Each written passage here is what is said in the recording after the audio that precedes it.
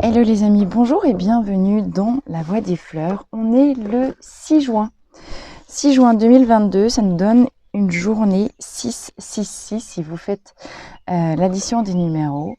Et aujourd'hui, on est vraiment un portail énergétique très puissant. Alors évidemment, je ne pouvais pas ne pas vous faire un tirage, un message, une guidance un petit peu spéciale. Aujourd'hui, je vais utiliser donc l'oracle interdit de chez Erazade en ce portail énergétique du 666. Alors, 666, ça nous donne un 666. Si vous êtes un petit peu superstitieux, 666, tout de suite, on a peur, on se dit, ouais, c'est le chiffre de la bête, blablabla. Bla, bla, bla. Bon, la bête, c'est juste l'éléphant. L'éléphant, en énergie totémique animale, on a un premier message, c'est le gardien, la gardienne, en mode matriarcal, des mémoires profondes, des mémoires de la psyché. Le 666, ça n'a rien à voir avec la bestiole, ça n'a rien à voir avec la bête. Le 6, en numérologie, c'est la voie de l'amour, c'est le chemin de l'amour. Alors je ne sais pas si vous avez déjà calculé vos numéros de vie, vos chemins de vie. Pour connaître vos chemins de vie en numérologie, bon, il y a plein de sites qui font ça gratuitement. Il suffit d'additionner vos chiffres de vos nombres de jours, mois, années de naissance et vous obtenez un chiffre particulier. À titre d'exemple, moi je suis née le 23 juin 1975. Alors, quand vous additionnez 2306, ça nous fait déjà du 23 et 6. Après, vous savez comment on fait, hein, 23, ça fait 5, plus 6, 11. 1975, 1 plus 9 plus 7 plus 5, ça fait 22. Et 11 plus 22, ça nous fait 33. 3 et 3, 6. Donc, je suis née et je suis sur un chemin numéro 6. Le 6, c'est vraiment le cheminement en lien avec le foyer aussi, avec l'harmonie, mais avec la voie de l'amour. Après, comprenez pourquoi je m'appelle la voie des fleurs, la voie du cœur. La voie du cœur, c'est effectivement ce chemin dans la vie tumultueux qui nous fait passer par toutes les étapes de douleur pour apprendre à transcender et guérir ce qui doit l'être dans l'amour. Et là, on est très loin des belles idées, des belles évolutions en fait qu'on peut trouver dans le développement personnel, où on refuse la douleur, on refuse l'ombre pour aller chercher l'ancrage, la connexion au ciel, à la lumière, à la source, blablabla. Vous savez quoi, ça c'est tout sauf de l'amour, c'est juste de l'ego spirituel. L'amour, c'est quand on traverse son ombre, c'est quand on traverse sa douleur, et c'est quand on accepte, c'est ça la signification profonde de la bête. Et on rejoint la carte numéro 15 du diable, encore une fois dans le tarot de Marseille. L'amour, c'est mettre de la lumière sur l'ombre. Point. Donc si parmi vous, déjà vous vous rendez compte que vous êtes sur un chemin de vie numéro 6, j'ai envie de vous dire, mais ça vaut pour tout le monde. C'est pas, ce message ne s'adresse pas que aux personnes qui sont nées sur du 6. Mais clairement, il s'agit d'accepter de les traverser, vos épreuves, de regarder votre ombre, d'arrêter de vouloir faire marche arrière. Voilà. Le chemin 6, la quête de l'amour, ça fait rêver tout le monde. Vous savez, la chanson « Après quoi on court », c'est l'amour, amour. On est tous d'accord pour aller chercher l'amour, mais personne n'est d'accord pour affronter et traverser les épreuves et puis transcender. C'est beaucoup moins simple que ça en paraît. Mais certainement allez-vous vous reconnaître dans ce petit descriptif, hein, si vous êtes encore là, au démarrage de la guidance. Mais il est vraiment à comprendre que la quête de l'amour, c'est d'abord la traversée de l'ombre. On y va ? Ok, en tout cas, merci pour votre fidélité. Bienvenue aux nouveaux abonnés. Merci pour les plus anciens d'être toujours là. Merci pour vos commentaires. Ça m'aide énormément, ça me donne des énormes coups de pouce. Et encore merci pour tous les chaleureux commentaires que vous mettez. J'adore vous lire. Et on y va pour vous. Alors, il est ici question d'un sultan de coupe.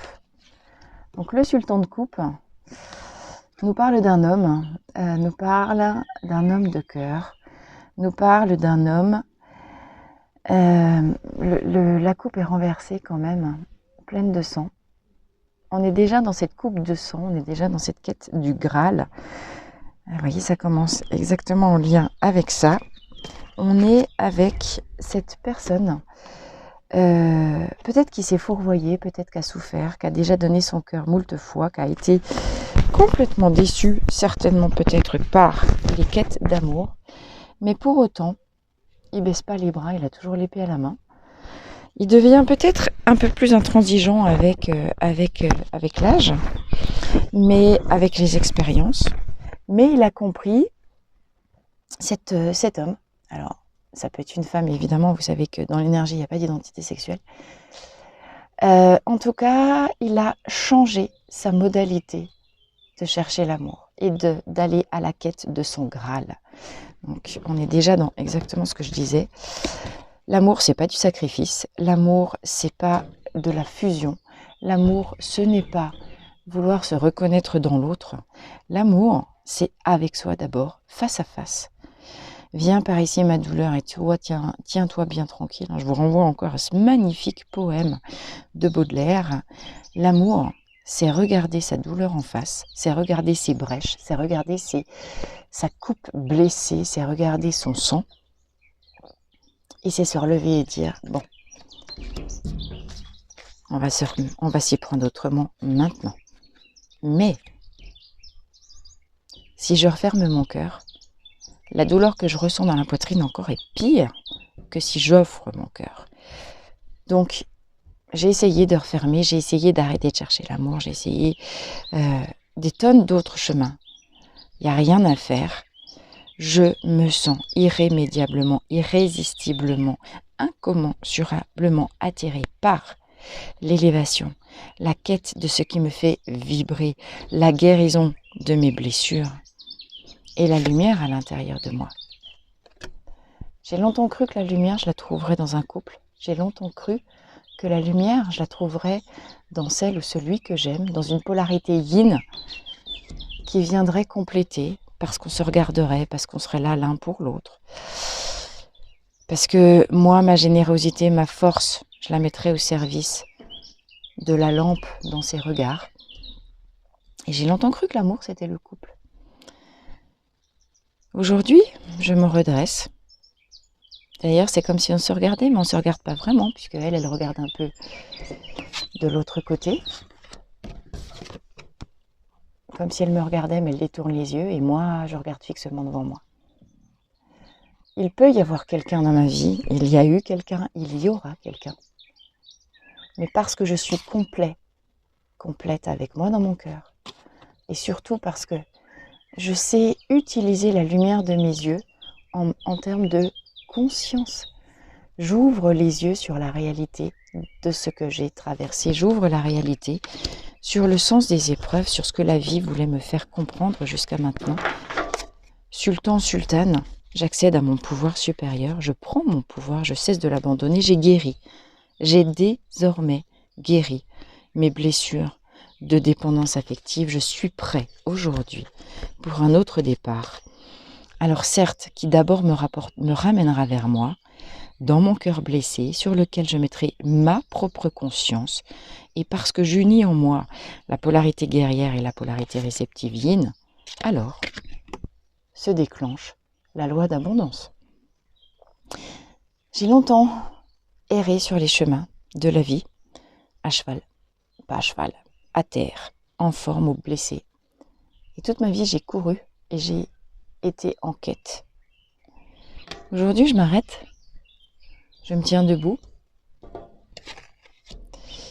je cesse de courir, parce que j'ai surtout compris que c'est à l'intérieur de moi que les choses se passent. Là où je pensais qu'il fallait que j'aille chercher de l'argent, des ressources, des belles choses à l'extérieur, non. C'est à l'intérieur de moi, au fond de ma conscience, que se trouve le trésor. Dès lors que j'arrête de courir, dès lors que j'ouvre les yeux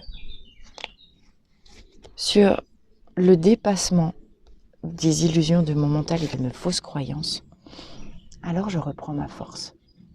Alors je connecte mon énergie d'abondance. Alors les ressources s'ouvrent et se dévoilent à moi, une par une. Le loup peut être solitaire, Le loup peut être en couple, le loup est fidèle, le loup est doux, le loup vit en meute. La question de la guérison et du gardiennage de la meute est fondamentale pour lui. Vous en êtes où avec votre meute? Parce qu'une fois que vous vous êtes retrouvé en vous, que vous avez compris et ouvert les yeux sur la véritable richesse qui est la vôtre en vous, et que vous avez cessé de courir en mode Don Quichotte contre des illusions, contre des mirages, vous avez ouvert les yeux sur les mirages qui vous ont détruit. Vous avez ouvert les yeux sur la puissance en vous. Et aujourd'hui, vous vous élevez à un niveau plus haut pour vivre et apporter à votre meute.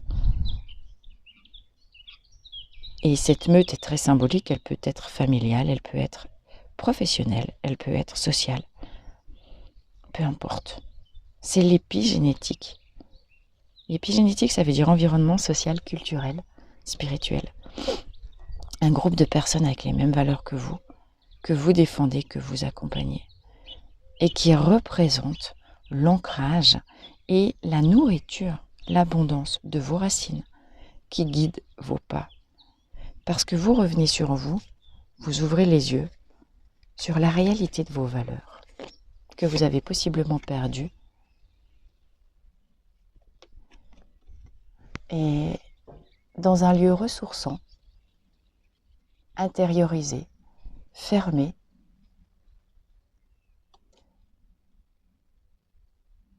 il est l'heure de prendre du bon temps et vous ressourcer pleinement. Vous avez trouvé la porte de vos ressources intérieures. Mais vos ressources intérieures ont été épuisées par tous vos combats illusoires. Cette carte du harem, évidemment, fait référence au harem, c'est-à-dire le lieu clos intérieur et interdit à toute personne étrangère, à tout homme évidemment, où étaient reclus les femmes du sultan. Toutes ces femmes sont une apologie ou une forme de symbolique de tous les pas les égrégores, mais les égrégores de personnalité. Toutes ces femmes, cette multitude n'en représente qu'une en fait. Et elles sont rassemblées dans un lieu clos où elles peuvent passer leur journée à prendre soin d'elles, à s'abonner à des bains, à des massages, à de la musique, à de la lecture, à s'enduire de parfums, à se faire belle pour leur sultan. Allez chercher la symbolique de cet endroit, il ne s'agit pas d'enfermer plusieurs femmes ou hommes dans un endroit. Il s'agit de comprendre que vous êtes multiples. Il s'agit de comprendre qu'à l'intérieur de vous, c'est tout un univers qui se cache. Vous êtes un être, nous sommes tous des êtres multidimensionnels, beaucoup plus puissants que ce qu'on veut bien imaginer. Et on est tous connectés à la multitude de toutes nos vies en même temps. Nous sommes connectés à la multitude des espaces-temps dans lesquels nous vivons en même temps. Pourquoi et par qui et comment? Par notre âme. Notre âme connaît nos richesses parce qu'elle sait qui on est dans cette vie, elle sait qui on est dans d'autres vies, elle sait toutes les facettes du diamant de notre personnalité, elle sait celles qui sont souffrantes, dont il faut fondamentalement prendre soin dans ce harem, de manière à restaurer l'éclat, la richesse et la valeur de l'intégralité de l'être que vous êtes. Vous n'êtes pas qu'un homme, vous n'êtes pas qu'une femme, vous n'êtes pas qu'une relation sociale, familiale, professionnelle, vous êtes beaucoup plus que ça. Vous êtes la multitude, vous êtes l'ombre et la lumière en même temps. Aujourd'hui, en ce jour 666, en ce jour 666, si vous mettiez 3 fois du 6 dans votre vie, si vous mettiez du 6 de l'amour sur premier 6, le plan physique, régénérez-vous, prenez soin de vous, allez faire des bains, des massages, de la musique, adonnez-vous dans le plaisir, la paix, la tranquillité, la sérénité, à des activités qui vous font du bien, qui vous régénèrent en profondeur, et réparez la sphère physique en vous. Avec le deuxième 6, allez réparer le cœur. Mettez de l'amour sur ce qui a été blessé, sur toutes les déceptions, sur toutes les illusions, sur ce qui vous a fait saigner. Évidemment, c'est vous, avec vos illusions, qui vous êtes fait. La souffrance vient du décalage entre ce que vous projetiez et ce que vous avez reçu. Mais c'est pas grave, la souffrance, elle est là. Mettez le deuxième 6 d'amour dessus. Et le troisième 6, mettez-le sur la conscience qui s'éveille en vous un peu plus chaque jour. Ce jour, 666, c'est mettre de l'amour sur l'intégralité des facettes et des personnalités que l'on est. C'est un jour pour monter en haut de sa tour, pour se connecter à la beauté du ciel, pour s'élever dans une dimension d'amour, pour éclairer, visualiser le jour qui se lève, comme maintenant, il est très tôt. Du coup, il fait un petit peu frais, quand même encore. C'est pas grave, c'est vivifiant le frais du matin. Prenez de la hauteur sur vous, élevez-vous pour aller chercher l'élévation de conscience. Vous êtes guidé par l'éléphant, voyez ? Vous êtes guidé par votre animal totem, par le gardien de vos mémoires, par la grande-mère originelle, la matriarche, Marie, la déesse Isis, c'est la même, Vous êtes guidé vers... les mémoires, c'est vraiment les mémoires psychiques ici, les mémoires les plus profondes au fond de la psyché, précisément celles qu'on a enfouies parce qu'elles étaient trop souffrantes, mais guidées de l'intérieur en mode yin par mère éléphant. Et en étant fermement décidé à monter dans votre temple, guidé par votre force yang, vous mettez aujourd'hui la lumière, la conscience sur ce qui se passe en vous. Le minéral nous parle de prière. Vous avez à agir de votre côté et vous avez à prier et à vous rendre disponible pour recevoir l'aide de vos guides animaux, de vos anges et de vos guides spirituels. Il est l'heure de laver.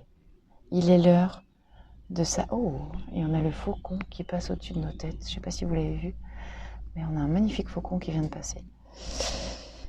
Faucon, œil d'Horus, ouvrir les yeux sur ce qui doit être lavé.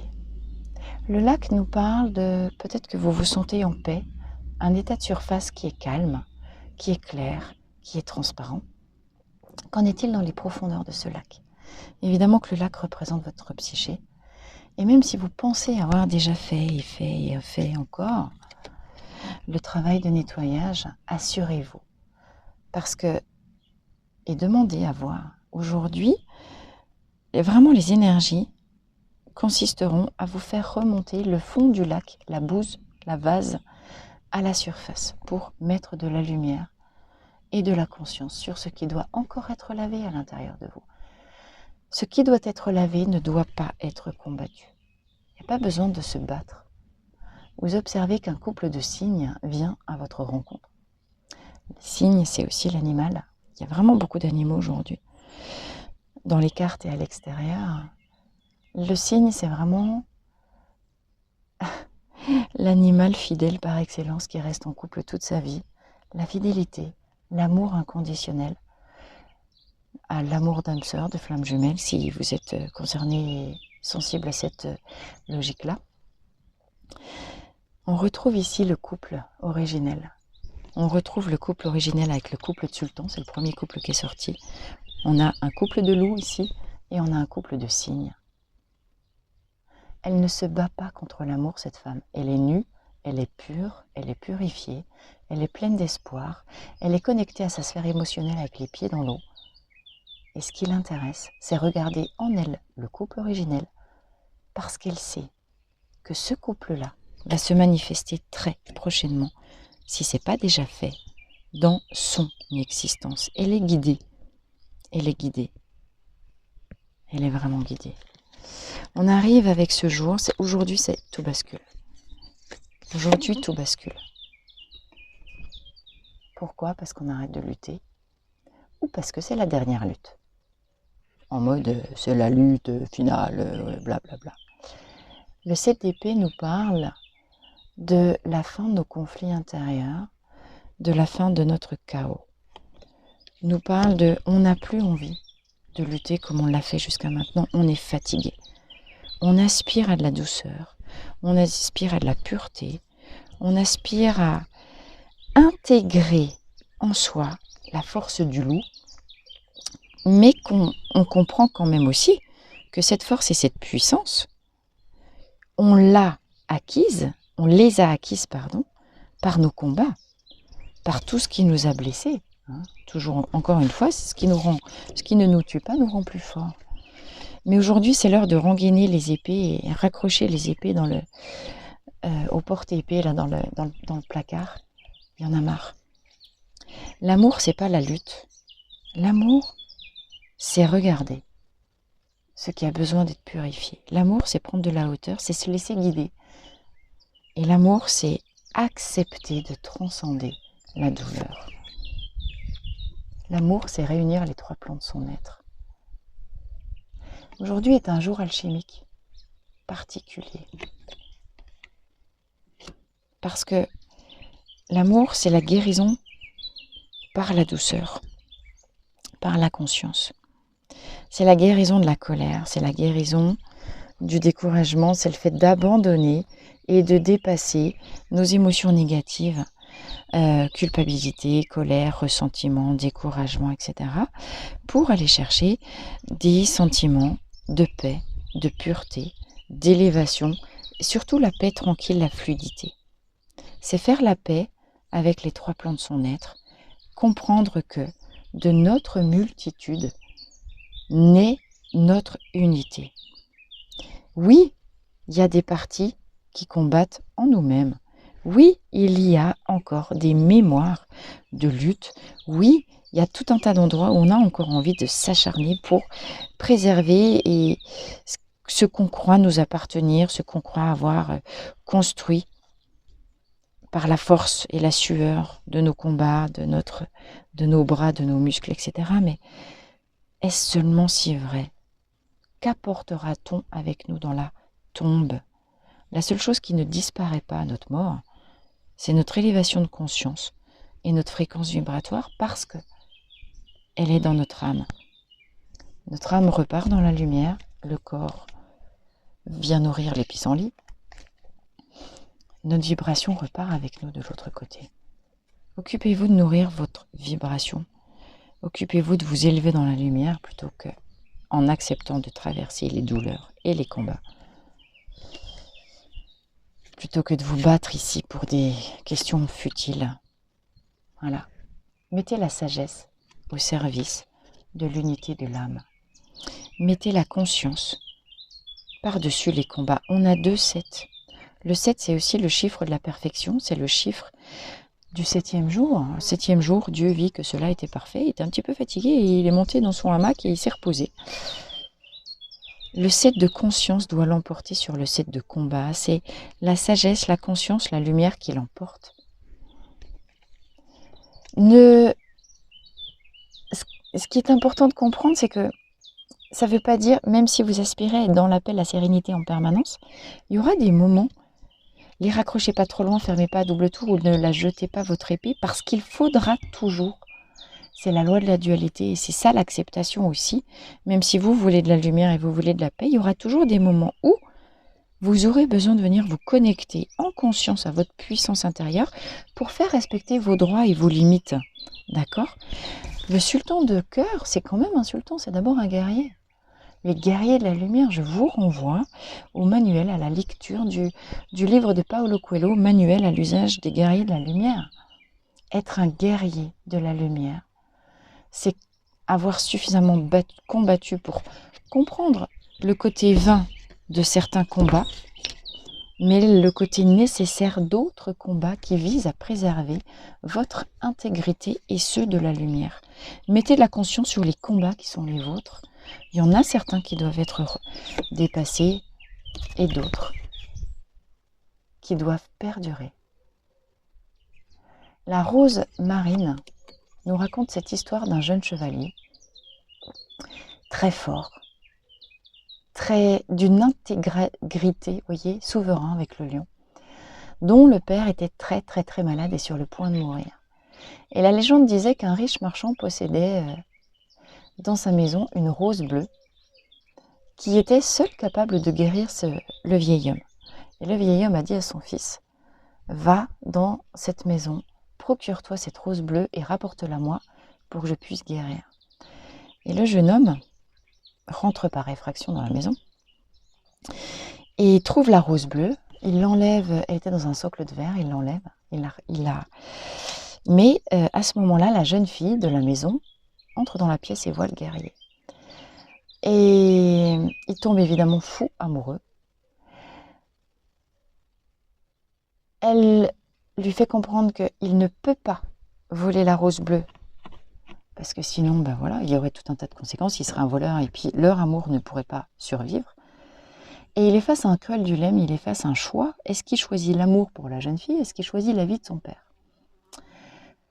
La jeune fille s'en va et il reste en lien avec son dilemme. Et finalement, il enlève l'anneau de son doigt. Il prend la rose, il met l'anneau à la place.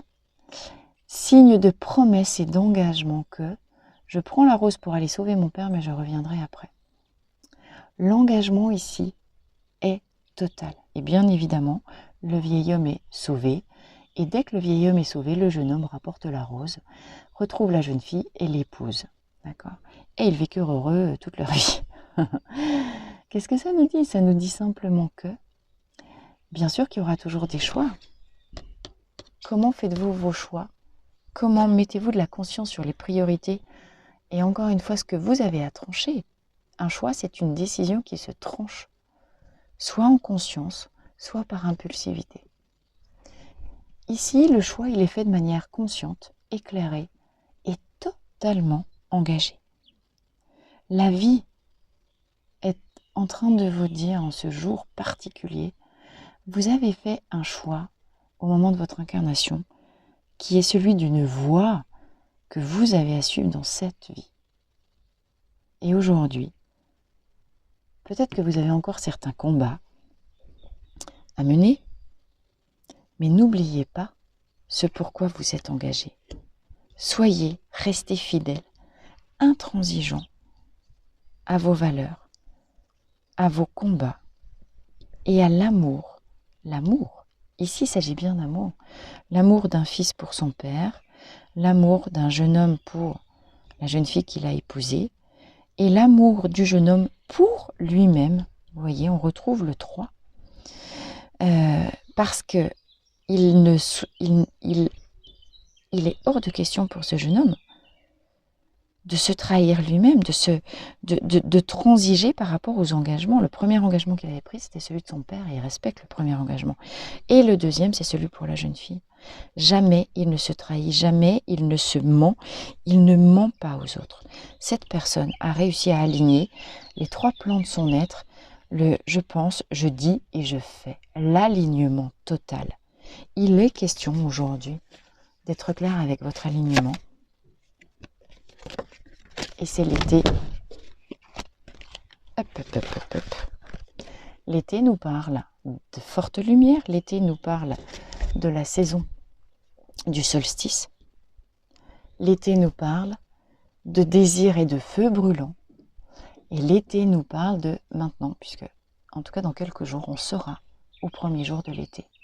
D'accord ? Ce qui veut dire que tout ce que je viens de vous raconter, c'est maintenant. C'est maintenant, c'est aujourd'hui. Vous avez ici sur cette carte les 4 éléments qui se retrouvent.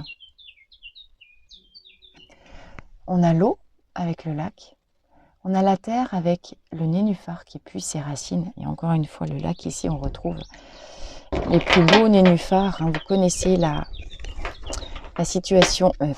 signification symbolique du nénuphar. Cette fleur de l'illumination, parce qu'elle est tellement magnifique en surface, mais elle se nourrit de la vase et de l'ombre. Encore une fois, c'est une fleur très alchimique. Enfin, le lotus, le nénuphar, c'est la même chose. On retrouve donc cette signification du lac ici, de vous nourrir de ce qui a été votre vase pour devenir plus fort, pour devenir plus intelligent, pour réaligner les 3 plans de votre être, vous engager ici, maintenant, dans l'amour avec vous, avec le Père, le Fils, le Saint-Esprit, la Trinité qui est en vous d'abord, la totalité, comme le harem, de l'univers en vous-même, l'eau, la terre, l'air et le feu avec les cheveux rouges, la passion du soleil, de la chaleur, de la conscience. Vous êtes sur le point de basculer avec cette carte de l'été dans la pleine conscience de qui vous êtes. C'est un tournant. Aujourd'hui, c'est un tournant. Voilà, ben aujourd'hui on est au printemps. Dans très peu de temps, on est à l'été. C'est un tournant parce qu'il y a quelque chose de nouveau qui prend racine. Il y a quelque chose de nouveau qui s'élève. Vous donnez vie à la nouvelle personne de qui vous êtes. Vous donnez vie à la personne réunifiée en vous. Vous avez fait le job, on vous félicite. C'est un nouveau chemin qui s'ouvre à vous. Ça va pas être forcément simple non plus.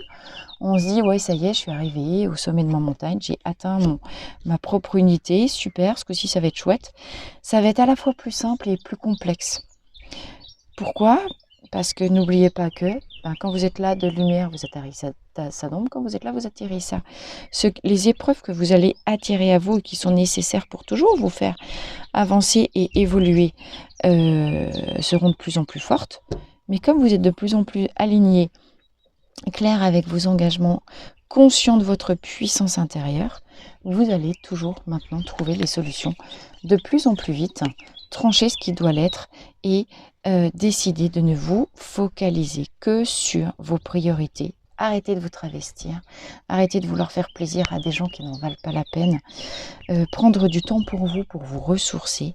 Aujourd'hui, vous avez tout ici. On a la totalité dans ce tirage. Vous êtes le couple originel réunifié. Vous êtes l'unité au-delà de vos chaos, de votre dualité. Vous êtes la force. Vous êtes accompagné. L'amour est là. Et parce que l'amour est là, dedans, il est là, dehors. L'engagement dans l'amour vous est ou va vous être bientôt demandé. Voyez qu'on avait le 22 ici, en chiffres. Là, j'ai le 11. On a 22 en première ligne. On termine par les 11. 22, 11, on est sur du 33. On retombe sur notre chiffre 6. Cette carte des confidences vous dit d'ouvrir votre cœur à vos amis comme à vos guides. Vous n'êtes pas seul et vous n'utilisez pas suffisamment le pouvoir de la prière et de la confidence pour vous élever. Le 11 nous parle de évidemment d'unité, de réunification avec soi et avec l'autre, de lien, de relations plutôt amicales. Mais avec qui vous sentez-vous suffisamment en confiance pour ouvrir avec authenticité votre cœur? Ouvrir et partager de manière authentique de ce qui traverse votre cœur, des combats qui ont été les vôtres, vous est aujourd'hui demandé. Vous ne mesurez pas suffisamment à quel point vous pourriez inspirer d'autres personnes en partageant vos expériences. Et en demandant de l'aide aussi parfois, en demandant aux amis, vraiment. Alors, les amis, on retombe ici aussi sur la question de cette épigénétique, c'est pas n'importe qui. N'allez pas demander de l'aide à des personnes qui n'ont pas votre niveau vibratoire, qui n'ont pas votre niveau de conscience, ils ne comprendraient pas. Mais c'est peut-être aussi à vos guides en votre fort intérieur qu'on vous demande de vous exprimer. Il y a, quoi qu'il arrive, un homme qui arrive, ou une personnalité yang qui arrive pour vous, selon votre situation. Si vous êtes un homme, une femme, vous mettez à votre sauce et vous prenez ce qui résonne. Ça peut être vous aussi, ce sultan qui vient offrir son épée, sa capacité à trancher, sa capacité à se positionner. C'est vous qui intégrez des énergies de positionnement sans transigence. Le sultan d'épée vient un petit peu à la rescousse de ce jeune homme, vous voyez, qui sont un petit peu similaires. Donc, vous avez encore certainement beaucoup de cuirasses, beaucoup de choses à défendre. Ce que vous avez surtout à redéfendre, c'est vos valeurs, votre lumière et votre intégrité. Il n'est plus l'heure de transiger. Faire preuve d'amour, s'ouvrir à l'amour en soi, c'est ne plus accepter qu'on vienne vous saccager, qu'on vienne vous détruire, mais parce que vous avez laissé rentrer n'importe qui chez vous, d'accord? Ouvrez-vous avec clairvoyance aux personnes qui en valent la peine. Décidez si les personnes à qui vous allez ouvrir votre cœur sont dignes de recevoir les confidences que vous leur faites. Méfiez-vous des personnes, entre guillemets, qui n'ont pas votre... J'allais dire indigne, mais il n'y a pas de jugement dans indigne. Indigne, ça veut dire qu'ils n'ont juste pas atteint le niveau de conscience de où vous en êtes et qui pourraient rapporter, colporter et ragoter vos confidences. Faire n'importe quoi avec votre lumière. Soyez clair, tranché, sans aucun état d'âme, coupé avec les personnes qui ne méritent pas votre confiance ou celles qui vous ont déjà trahi en racontant n'importe quoi. Vous devez absolument, en ce jour 666, faire preuve de suffisamment d'amour pour faire le ménage dans votre environnement social et trancher, couper, vous battre, ne plus accepter qui que ce soit qui pourrait ternir votre lumière, votre désir d'élévation ou des gens qui sont chez vous juste par intérêt. D'accord? Parce que ces personnes ont bien compris que elles peuvent venir se nourrir chez vous là. Parce qu'évidemment, quand on est trop gentil, trop bon, trop con. Mais un combattant de la lumière, il sort pas son épée à tort et à travers. Mais il la sort pour préserver ses combats. On revient toujours sur la même chose. L'amour, c'est d'abord pour vous. Parce qu'il est l'heure de devenir qui vous êtes programmé de devenir, qui vous êtes au fond de vos mémoires, et c'est maintenant que ça se met en place. Mais on a aussi ici un couple, ici un couple, ici un couple, ici un jeune homme qui s'engage à sa promise. Encore une fois, les amis, nouveau commencement, avec un niveau de conscience, et encore le tigre, et un couple de tigres.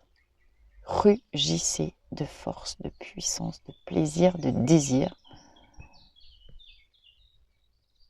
Prenez votre puissance. Comprenez que l'amour, c'est de la puissance. Et faites-en bon usage pour ce nouveau départ.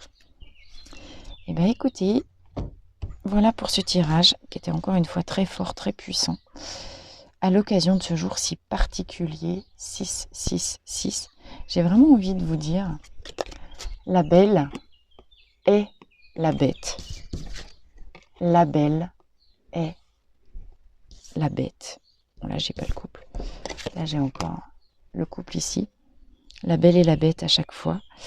La belle, pour nous parler de nous, dans notre version lumière, dans notre version soleil, flamboyant, puissance. La puissance tournée au service de la lumière. Mais la bête, parce que le tigre représente aussi nos pulsions, nos compulsions, nos addictions. Toutes ces parties un petit peu moins lumineuses en nous, qui nous a fallu combattre, transcender, apprivoiser pour aujourd'hui donner naissance à la nouvelle version de nous-mêmes. D'accord?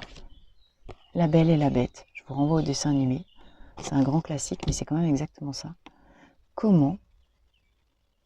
Parce que je traverse mon ombre et que je mets de l'amour sur mon ombre, sur ce qui me fait peur, sur ce que je trouve trop puissant. En fait, on n'a pas peur de nos faiblesses, on a toujours peur de notre puissance. Mais là, aujourd'hui, la puissance est ma puissance, yin, qui naît du chaos que j'ai transcendé, que j'ai dépassé, que j'ai traversé, que j'ai rangé. En surface devient ça. Dans l'ombre, j'ai ça. Voilà. La belle est la bête en même temps. Et c'est être amour que d'accepter d'être tout et son contraire à la fois. Je vous souhaite une magnifique journée les amis et je vous dis à très très vite dans la Voie des Fleurs.